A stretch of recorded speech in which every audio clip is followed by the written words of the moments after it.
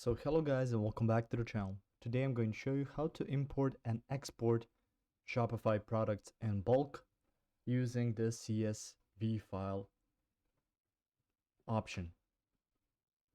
So the first thing you can do once you log into your admin panel on Shopify is to go to your product section. From here you can see all active draft, archived and create view. You can see export, import, more actions as well, and also to add a product. If you wish to use the CSV file option, you can just go to import and you can see upload a Shopify formatted CSV file. So import a CSV file that's already formatted to fit Shopify's template.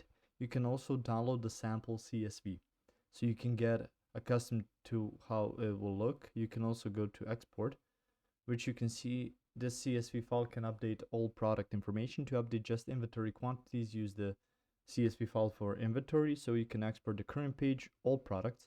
If you click on that, you can export as a plain CSV file or CSV for Excel, numbers, or other spreadsheet programs.